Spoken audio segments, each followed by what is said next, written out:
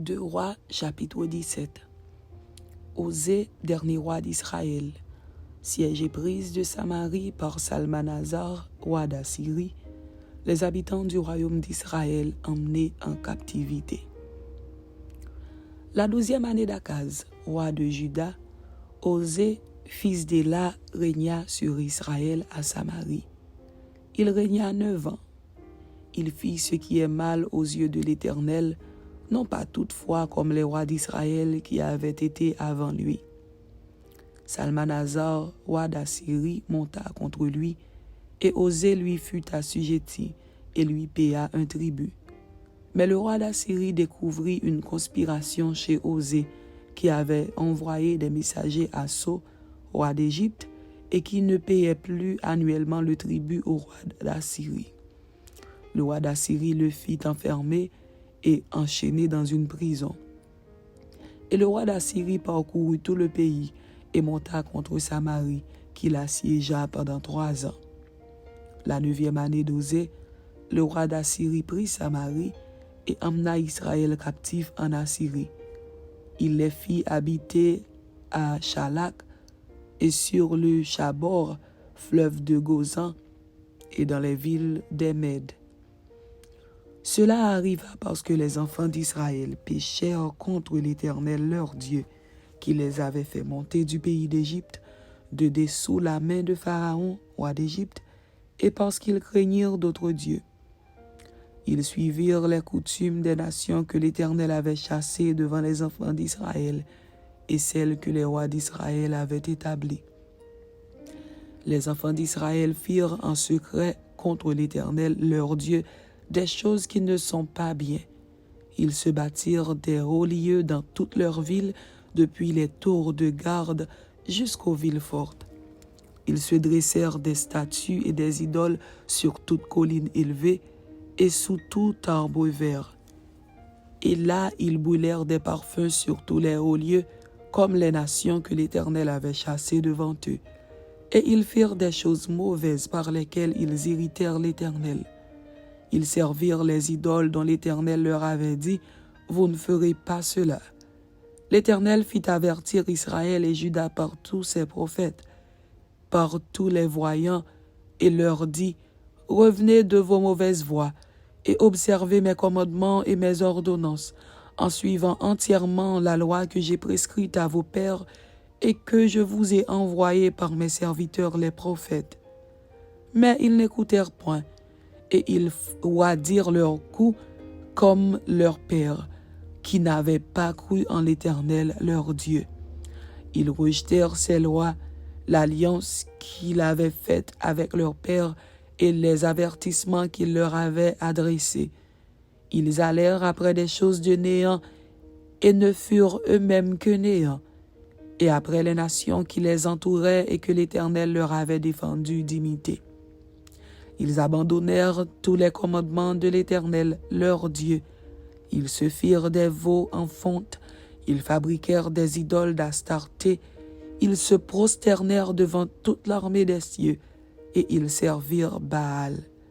Ils firent passer par le feu leurs fils et leurs filles, ils se livrèrent à la divination et aux enchantements, et ils se vendirent pour faire ce qui est mal aux yeux de l'Éternel, afin de l'irriter. Aussi l'Éternel s'est-il fortement irrité contre Israël et les a-t-il éloignés de sa face. Il n'est resté que la seule tribu de Juda. Juda même n'avait pas gardé les commandements de l'Éternel, son Dieu, et ils avaient suivi les coutumes établies par Israël. L'Éternel a rejeté toute la race d'Israël. Il les a humiliés, il les a livrés entre les mains des pillards, et il a fini par les chasser loin de sa face. Car Israël s'était détaché de la maison de David, et ils avaient fait roi Jéroboam, fils de Nébat, qui les avait détournés de l'Éternel et avait fait commettre à Israël un grand péché. Les enfants d'Israël s'étaient livrés à tous les péchés que Jéroboam avait commis. Ils ne s'en détournèrent point, jusqu'à ce que l'Éternel eût chassé Israël loin de sa face, comme il l'avait annoncé par tous ses serviteurs les prophètes. Et Israël a été emmené captif loin de son pays en Assyrie, où il est resté jusqu'à ce jour.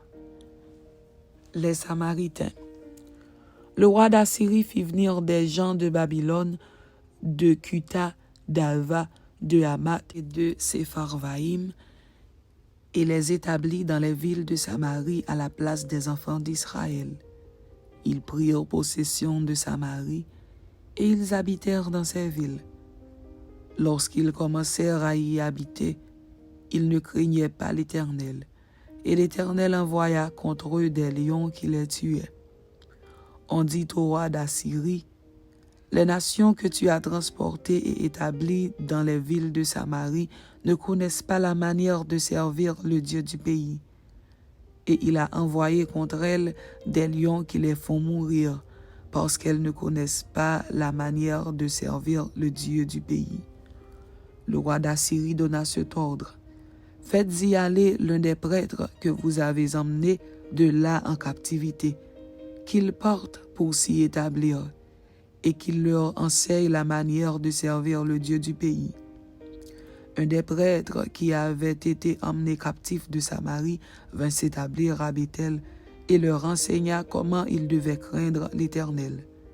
Mais les nations firent chacune leur dieu dans les villes qu'elles habitaient et les placèrent dans les maisons des hauts lieux bâtis par les Samaritains. Les gens de Babylone firent Succoth-Bénoth, les gens de Cuth firent Nergal, les gens de Hamath firent Ashima, ceux d'Ava firent Nibkaz et Tortak, ceux de Sepharvaïm brûlaient leurs enfants par le feu en l'honneur d'Adramélec et d'Anamélec, dieu de Sepharvaïm. Ils craignaient aussi l'Éternel, et ils se craignèrent des prêtres des hauts lieux pris parmi tout le peuple. Ces prêtres offraient pour eux des sacrifices dans les maisons des hauts lieux. Ainsi ils craignaient l'Éternel, et ils servaient en même temps leur Dieu d'après la coutume des nations d'où on les avait transportés. Ils suivent encore aujourd'hui leurs premiers usages. Ils ne craignent point l'Éternel, et ils ne se conforment ni à leurs lois et à leurs ordonnances, ni à la loi et aux commandements prescrits par l'Éternel aux enfants de Jacob, qu'il appela du nom d'Israël. L'Éternel avait fait alliance avec eux et leur avait donné cet ordre. Vous ne craindrez point d'autres dieux, vous ne vous prosternerez point devant eux, vous ne les servirez point, et vous ne leur offrirez point de sacrifice. Mais vous craindrez l'Éternel qui vous a fait monter du pays d'Égypte avec une grande puissance et à bras étendus. C'est devant lui que vous vous prosternerez, et c'est à lui que vous offrirez des sacrifices. Vous observerez et mettrez toujours en pratique les préceptes, les ordonnances, la loi et les commandements qu'il a écrits pour vous, et vous ne craindrez point d'autres dieux. Vous n'oublierez pas l'alliance que j'ai faite avec vous, et vous ne craindrez point d'autres dieux. Mais vous craindrez l'Éternel, votre Dieu, et il vous délivrera de la main de tous vos ennemis. Et ils n'ont point obéi, et ils ont suivi leurs premiers usages. Ces nations craignaient l'Éternel et servaient leurs images, et leurs enfants et les enfants de leurs enfants font jusqu'à ce jour ce que leurs pères ont fait.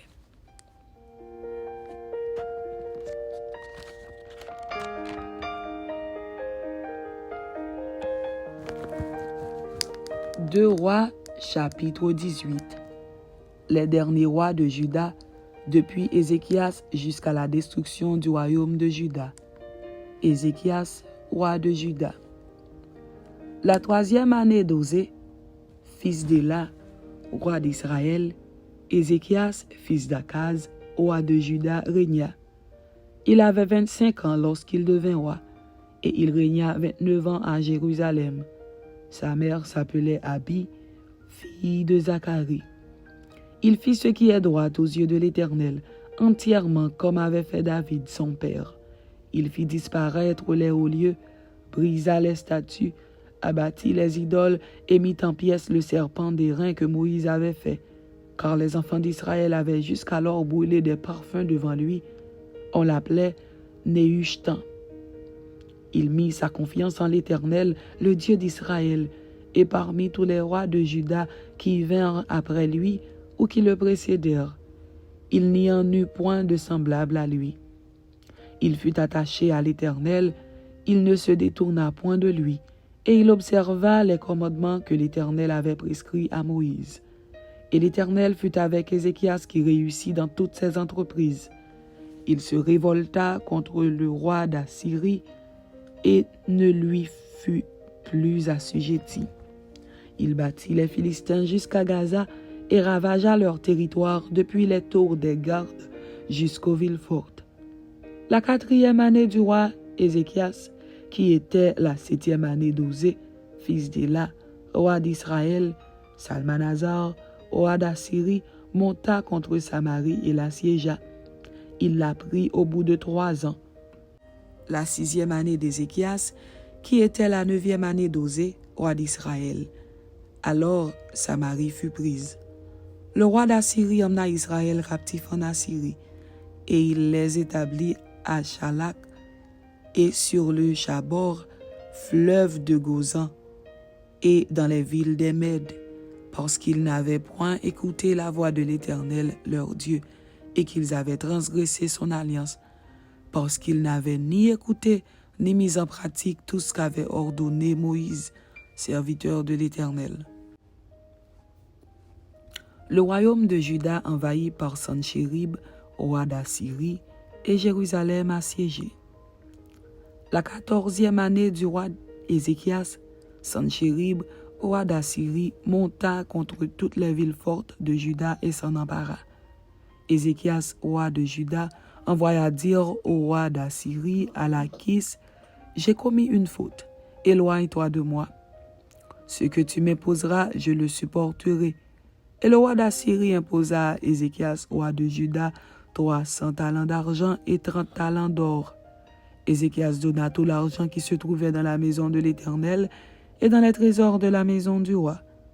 Ce fut alors qu'Ézéchias, roi de Juda, enleva pour les livrer au roi d'Assyrie les lames d'or dont il avait couvert les portes et les linteaux du temple de l'Éternel.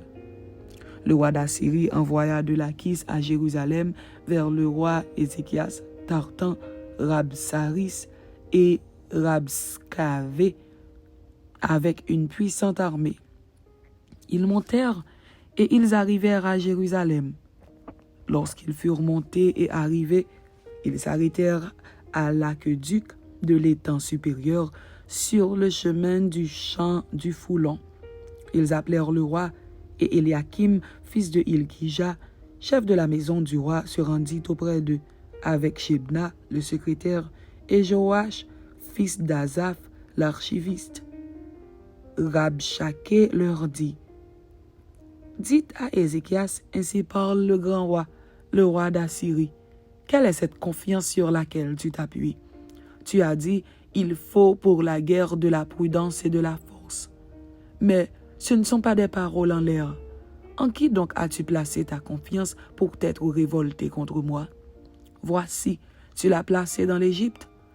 Tu as pris pour soutien ce roseau cassé qui pénètre et perce la main de quiconque s'appuie dessus. Tel est Pharaon, roi d'Égypte, pour tous ceux qui se confient en lui. Peut-être, me direz-vous, c'est en l'Éternel, notre Dieu, que nous nous confions. Mais n'est-ce pas lui dont Ézéchias a fait disparaître les hauts lieux et les autels, en disant à Juda et à Jérusalem, vous vous prosternerez devant cet autel à Jérusalem? Maintenant, fais une convention avec mon maître, le roi d'Assyrie, et je te donnerai 2000 chevaux si tu peux fournir des cavaliers pour les monter. Comment repousserais-tu un seul chef d'entre les moindres, serviteurs de mon maître? Tu mets ta confiance dans l'Égypte pour les chars et pour les cavaliers. D'ailleurs, est-ce sans la volonté de l'Éternel que je suis monté contre ce lieu pour le détruire? L'Éternel m'a dit, monte contre ce pays et détruis-le. Éliakim, fils de Hilkija, Shebna et Joach dirent à Rabshakeh, parle à tes serviteurs en araméen, car nous le comprenons. Et ne nous parle pas en langue judaïque aux oreilles du peuple qui est sur la muraille. Rabshakeh leur répondit, « Est-ce à ton maître et à toi que mon maître m'a envoyé dire ces paroles? N'est-ce pas à ces hommes assis sur la muraille pour manger leurs excréments et pour boire leur urine avec vous? » Alors Rabshakeh, s'étant avancé, cria à haute voix en langue judaïque et dit, « Écoutez la parole du grand roi, du roi d'Assyrie. Ainsi parle le roi, qu'Ézéchias ne vous abuse point, car il ne pourra vous délivrer de ma main. Qu'Ézéchias ne vous amène point à vous confier en l'Éternel en disant « L'Éternel nous délivrera, et cette ville ne sera pas livrée entre les mains du roi d'Assyrie. N'écoutez point Ézéchias, car ainsi parle le roi d'Assyrie. Faites la paix avec moi, rendez-vous à moi, et chacun de vous mangera de sa vigne et de son figuier, et chacun boira de l'eau de sa citerne, jusqu'à ce que je vienne et que je vous emmène dans un pays comme le vôtre, dans un pays de blé et de vin, un pays de pain et de vigne, un pays d'oliviers à huile et de miel. Et vous vivrez et vous ne mourrez point. N'écoutez donc point Ézéchias, car il pourrait vous séduire en disant « L'Éternel nous délivrera ». Les dieux des nations ont-ils délivré chacun son pays de la main du roi d'Assyrie? Où sont les dieux de Hamath et d'Arpad? Où sont les dieux de Sepharvaïm, d'Ena et d'Iva? Ont-ils délivré Samarie de ma main? Parmi tous les dieux de ces pays, quels sont ceux qui ont délivré leur pays de ma main pour que l'Éternel délivre Jérusalem de ma main? Le peuple se tut et ne lui répondit pas un mot, car le roi avait donné cet ordre, « Vous ne lui répondrez pas. » Et Eliakim, fils de Hilkija, chef de la maison du roi, Shebna, le secrétaire, et Joach, fils d'Azaph, l'archiviste, vinrent auprès d'Ézéchias, les vêtements déchirés, et lui rapportèrent les paroles de Rabshakeh. Amen. C'était 2 Rois chapitre 17 et 2 Rois chapitre 18. Que Dieu vous bénisse. Amen.